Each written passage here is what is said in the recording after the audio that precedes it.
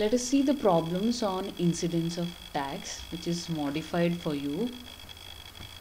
First one, Mr. Bill Gates, a citizen of USA, furnishes the following particulars of his income relevant for the previous year 2020 and 21. So namgenu previous year 2021. I have modified this problem. He is a citizen of USA. First one, agricultural income from USA, entire amount spent for software development in New York, rupees 3 lakh. Next one, profit on sale of building in Bangalore, 3/4 of which received in New York, rupees 6 lakhs. Third one, dividend from Suzuki Incorporation, that is Japan, entire amount received in New York, rupees 90,000. D. Fourth one, profit from software business in Japan received in New York, controlled from India, rupees 3,20,000. Then fifth one, profit on sale of car in New York, entire amount received in Mumbai, rupees 1,20,000. Sixth one, interest on deposits with an Indian company, rupees 2,000. Compute his taxable income if he is resident ಅಂದರೆ ಇಂಡಿಯಾದಲ್ಲಿ resident ಆದಾಗ, ಇಂಡಿಯಾದಲ್ಲಿ not ordinarily resident ಆದಾಗ, ಮತ್ತು ಇಂಡಿಯಾದಲ್ಲಿ ನಾನ್ resident ಆದಾಗ for the assessment year 21-22. I have modified, I have changed. Let us see the solution for this. What we have to calculate? We have to calculate the total income of the person, Mr. Bill Gates. So how to calculate this? First we have to make a computation of total income format. ಒಂದು form ಬರಿಬೇಕು. Assessee ಯಾರು? Mister Bill Gates. Previous year assessment, previous year ಏನು 2021, assessment year 21-22. Here left hand side types of income ಬರುತ್ತೆ. Next nature of income. Nature of ಇನ್ಕಮಲ್ಲಿ ಏನು ಬರುತ್ತೆ? Foreign income, Indian income, controlled income, exempted income ಅಲ್ವಾ? Then resident and ordinarily resident, OR, not ordinarily resident, NOR, and non resident, NR. In ರುಪೀಸಲ್ಲಿ ಇದನ್ನು ನಾವು calculate ಮಾಡ್ತೀವಿ. ಮತ್ತೆ ನಾವು ರುಪೀಸ್ ಅಂತ ಬರೆಯಲ್ಲ. Okay, let us see one by one. See here, first one, agriculture income from USA, entire amount spent for software development in New York. ಅವನು received ಮಾಡಿದ್ದಾನೆ ಏನೋ ಅಗ್ರಿಕಲ್ಚರಲ್ ಇನ್ಕಮ್ USA ಅದೆಲ್ಲನೂ ಡೆವಲಪ್ಮೆಂಟ್, ಸಾಫ್ಟ್ವೇರ್ ಡೆವಲಪ್ಮೆಂಟ್ಗೆ ಅಲ್ಲಿ ಹಾಕ್ಬಿಟ್ಟಿದ್ದಾನೆ ನ್ಯೂಯಾರ್ಕಲ್ಲಿ. Nothing has come here. This is a agricultural income. ಆದರೆ this agricultural income accrued and received outside India, that is foreign income. ನಾವು ಅಗ್ರಿಕಲ್ಚರಲ್ ಇನ್ಕಮ್ ನೋಡಬೇಕಾದ್ರೆ ನೋಡಿದ್ವಿ, anything which is grown in India is called agricultural income in India. ಆದರೆ ಫಾರಿನ್ನಲ್ಲಿ ಆಗಿರೋದು, ಫಾರಿನ್ನಲ್ಲಿ receive ಆಗಿರೋದು, that is a foreign income. That won't be considered as agricultural income. ಅದೇ ಇಂಡಿಯಾದಲ್ಲಿ ಅಗ್ರಿಕಲ್ಚರಲ್ ಇನ್ಕಮ್ ಆಗಿದ್ರೆ ಏನಾಗ್ತಿತ್ತು? That is a exempted income. Yes, it is a exempted income if agricultural income from India. Nature of income is foreign income. Foreign income ಆದರೆ resident ಆಗಿದ್ರೆ ಅವನು ಅದು taxable ಆಗುತ್ತೆ. If it is not ordinarily resident or not ರೆಸಿಡೆಂಟಲ್ಲಿ taxable ಅಲ್ಲ. He is not taxable. That's why we have not put anything. It is considered as zero taxable in India. ಆಯಿತಾ? ಅಲ್ಲಿ outside USA ಅವನಿಗೆ tax ಆಗುತ್ತೆ, exempt ಆಗುತ್ತೆ. But ಇಂಡಿಯಾದಲ್ಲಿ consider ಮಾಡಬೇಕಾದ್ರೆ ಇಲ್ಲಿ ಅವನಿಗೆ ಯಾವುದೇ ಟ್ಯಾಕ್ಸ್ ಆಗಲ್ಲ. Okay, then let us see the second point, profit on sale of building in Bangalore. ಅದು ಬ್ಯಾಂಗ್ಳೂರಲ್ಲಿ ಇರೋ ಬಿಲ್ಡಿಂಗು ಸೇಲ್ ಆಗಿ ಬಂದಿರೋ ಪ್ರಾಫಿಟ್ಟು, ಅದರಲ್ಲಿ 3/4 received in New York.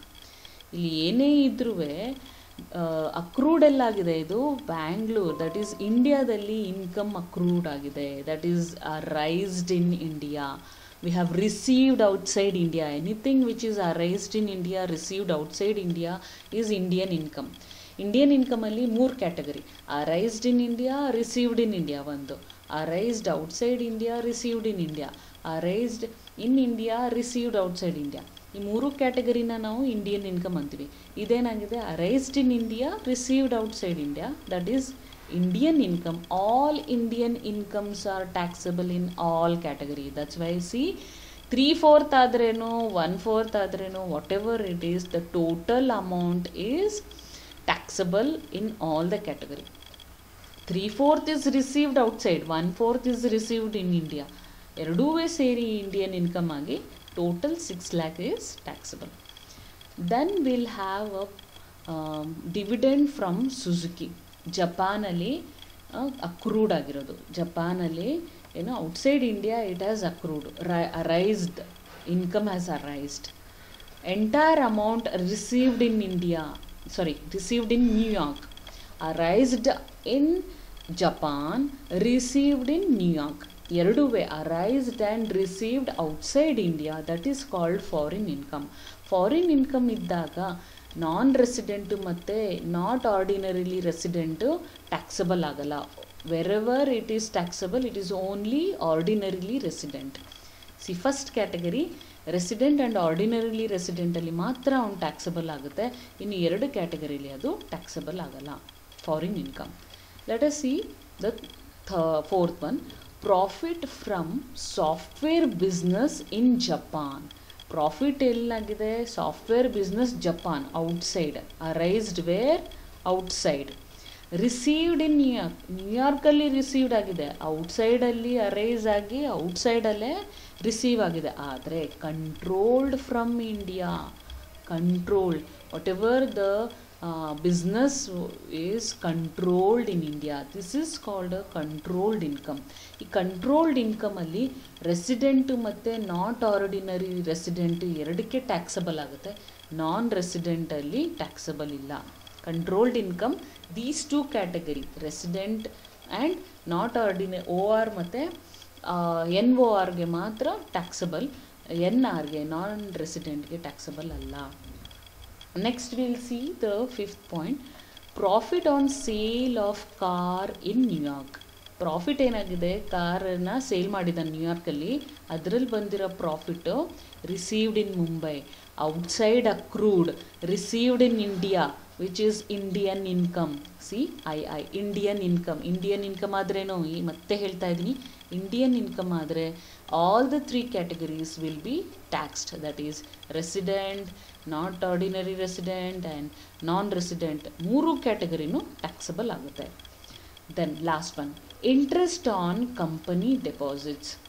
Indian company deposit ಕ್ವಶನಲ್ಲಿ ಏನಿದೆ, Indian company deposit means Indian ಕಂಪನಿಲಿ ಜನ್ರೇಟ್ ಆಗಿದೆ, ಅದರಲ್ಲಿ receive interest we have received.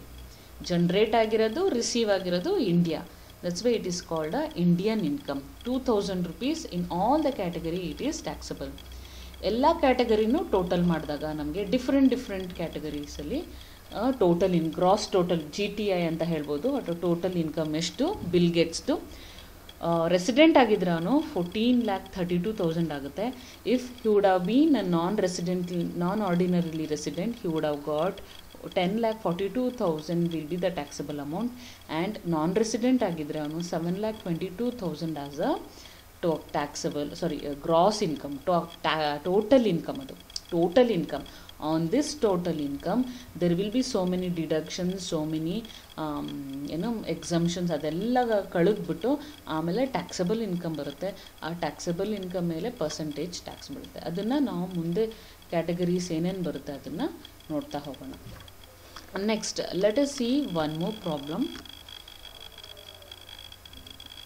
The following are the particulars of income of Mr. X for the previous year 2021. Rent from a property in Delhi received in USA. Whatever the rent it has generated in India, received outside India. ಇದೇನಾಗುತ್ತೆ, generated in India, received outside India. Idu Indian income. All the three category will be taxable. Income from a business in USA, controlled from Delhi. Controlled income. Controlled income ಏನಾಗುತ್ತೆ, only two category it is taxable. Resident ಮತ್ತೆ not ordinarily resident ಅಲ್ಲಿ ಆಗುತ್ತೆ. Income from business in Bangalore, controlled from USA. These things, income from business in USA, controlled from Delhi. Okay, income from a business in Bangalore, controlled from USA. Whatever the income in business in Bangalore, income ಎಲ್ಲಿ generate ಆಗ್ತಾ ಇದೆ, ಬ್ಯಾಂಗ್ಳೂರಲ್ಲಿ generate ಆಗ್ತಾ ಇದೆ. That means ಇಂಡಿಯಾದಲ್ಲಿ generate ಆಗ್ತಿದೆ, controlled US ಅಲ್ಲಿ ಆಗ್ತಿದೆ. Whatever it is income generated in India, ಅದನ್ನು ನಾವು ಇಂಡಿಯನ್ ಇನ್ಕಮ್ ಅಂತ ಹೇಳ್ತೀವಿ. ಟೋಟಲ್ 1,80,000 ಮೂರು ಸೆಕ್ಷನಲ್ಲೂ ಟ್ಯಾಕ್ಸಬಲ್ ಆಗುತ್ತೆ. Rent from a property in USA, received there but subsequently remitted to India. So here, rent from the property in USA, received there. Whatever the rent which is generated in USA and also received there, which is called a foreign income, only in resident idana taxable ಮಾಡ್ತೀವಿ. Interest from deposits with Indian company, received in USA. ಇಂಡಿಯಾದಲ್ಲಿ ಆಗಿರೋ income ಹೊರಗಡೆ receive ಮಾಡ್ತಾ ಇದ್ದೀವಿ. That means it is Indian income. The whole 20,000 is what taxable. Next will see profit for the year 19 and 20.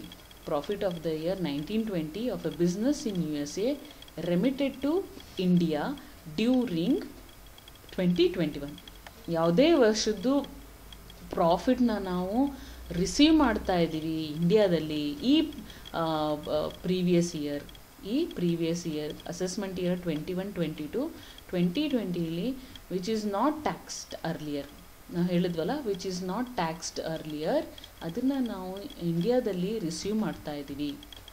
So this whatever the earlier amount which is not taxed earlier remitted to India, which is not taxable in India. All the three category taxable iralla. Gift received from his parents, which is exempted. So let us compute the whole thing. Computation of total income previous year 21-20, 2021, assessment year 21-22. Assessee ಯಾರಾಗಿದ್ದಾರೆ, mister X. First rent from a property. Rent from a property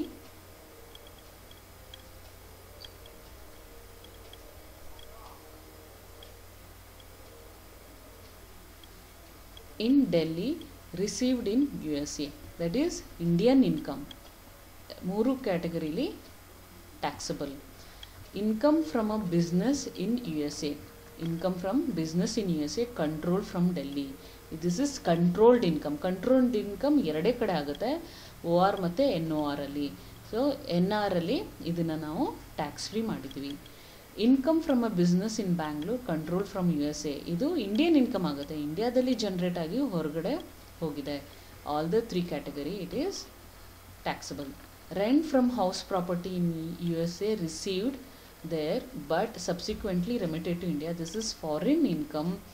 So ಬರೀ ರೆಸಿಡೆಂಟ್ಗೆ ಮಾತ್ರ, ordinary resident ಮಾತ್ರ taxable ಆಗುತ್ತೆ.